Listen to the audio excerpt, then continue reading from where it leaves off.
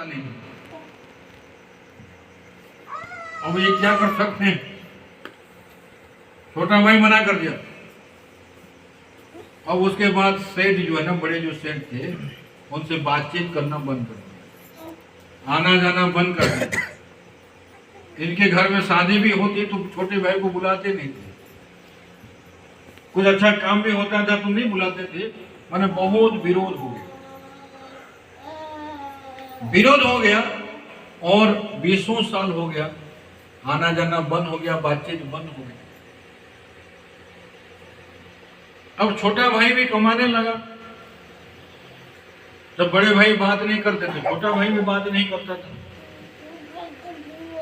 एक दिन ऐसा सत्संग चल रहा था, वो जो सेठ थे वो भी साधक थे, वो भी भजन कीर्तन करते थे, पूजा पाठ करते थे, लेकिन पूजा करते समय मन स्थिर नहीं होता था। क्या नहीं होता था? मन स्थिर नहीं होता था।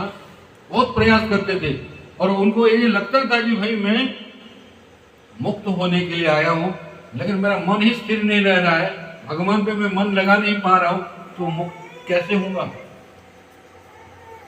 तो महात्मा प्रवचन कर रहे थे, तो महात्मा के पास जा करके उन्होंने कहा कि महाराज मैं बहुत प्रयास कर रहा हूं, भगवत दर्शन होगा कि नहीं होगा इसी जीवन में। मैं तो परेशान रहता हूं, समय नष्ट हो रहा है, उम्र बढ़ रही है, पता नहीं किसी भी समय मृत्यु के चपेट में मुझे जाना पड़ेगा, आप कुछ मार्गदर्शन कराइए। तो महात्मा जी ने कहा किसी के साथ झगड़ा झंझट तो नहीं है। जब पूछा किसी के साथ बैर भाव तो नहीं है, उन्होंने कहा नहीं ऐसा कोई बैर भाव नहीं है।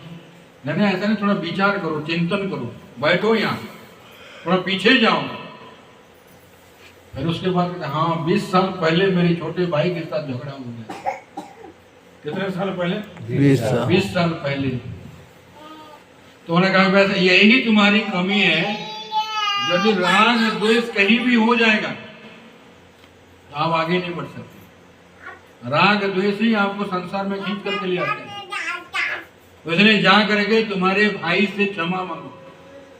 अगर पैसा भी मैं दिया हूं उसको, मैं फिर क्षमा मांगूंगा उसको, पैसा देने वाला मैं, क्षमा भी मांगू मैं।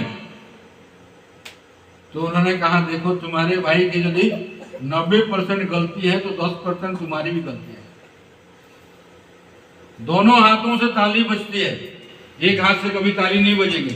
अच्छा ये विचार करो, जब तुम्हारा भाई तुमको पैसा नहीं दिया तो तुम उसके विरोध में सोचे कि नहीं?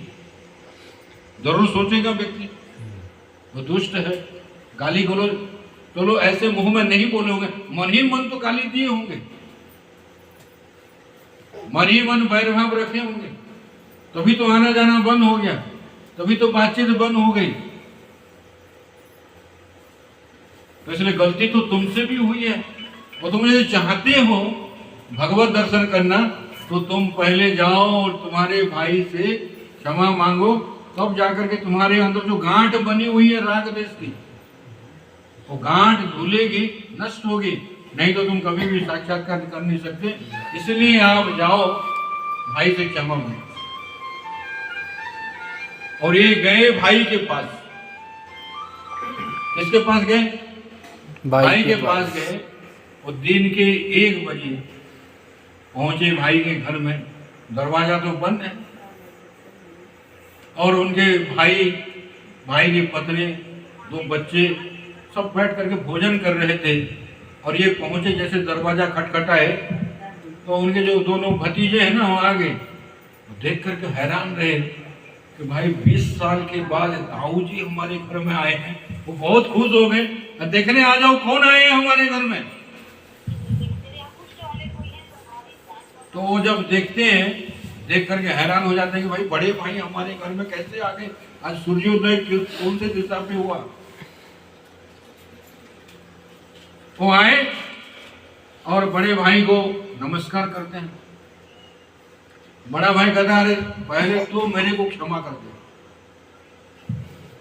उन्होंने कहा मैं कैसे क्षमा करूं, पैसा तो मैं आपसे लिया था, लौटाना चाहिए, मैंने आपको पैसा नहीं लौटाया। तो क्षमा आप मुझे करिए। बड़े भाई कहता है कि तुम मुझे क्षमा करो, छोटे भाई कहता है कि तुम मुझे क्षमा करो। और जब क्षमा मांगने लगे तो अंदर में जो गांठ बनी हुई थी ना कई दिनों से, जो जिसके बारे में सोचे नहीं थे फिर भी गांठ पड़ी हुई थी, उस गांठ के नाते भगवत भजन ठीक से नहीं हो पा रहा था। और इतने उनका हृदय क्षमा मांगते ही द्रवीभूत हो गया और आंखों से आंसू बहने लगा। और छोटे भाई के पीठ पे, छोटा भाई नमस्कार कर रहा है तो छोटे भाई के पीठ पे बड़े भाई के आंसू गिर रहे, और छोटे भाई के आंसू जो है ना बड़े भाई के चरण में गिर रहे, और उस समय उनको सुकून मिला। तो इतने दिनों से जो गांठ बनी हुई थी, राग द्वेष बना हुआ था, वो धुल गया, नष्ट हो गया। अब वो लगा कि बड़े भाई को कि भाई आज मुझे सुकून मिला। छोटा भाई सारा पैसा ला करके देता है, मुझे आपको पैसा देना था जिसके कारण इतनी बड़ी घटना घट गई, और ये सारे पैसा मैं तो ऐसे भी संचय करके आपके लिए रखा हूं कि कभी ना कभी मुझे देना पड़ेगा, आप लीजिए। बड़ा भाई कदर मैं पैसे के लिए नहीं आया था, मेरा तो लक्ष्य भगवत साक्षात्कार करना है। क्या करना है? भगवान का दर्शन प्राप्त करना है, मोक्ष प्राप्त करना है। ये पैसा तो साथ में जाने वाला है क्या? नहीं।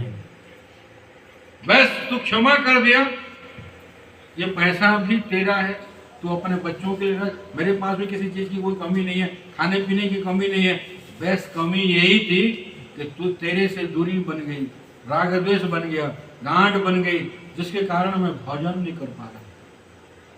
क्या नहीं हो पा रहा था? नहीं हो पा रहा। देखो ये जो भजन हम लोग करते हैं ये तो ठीक है, लेकिन भजन का मतलब जो भगवान के साथ आपको मिलाना चाहता है,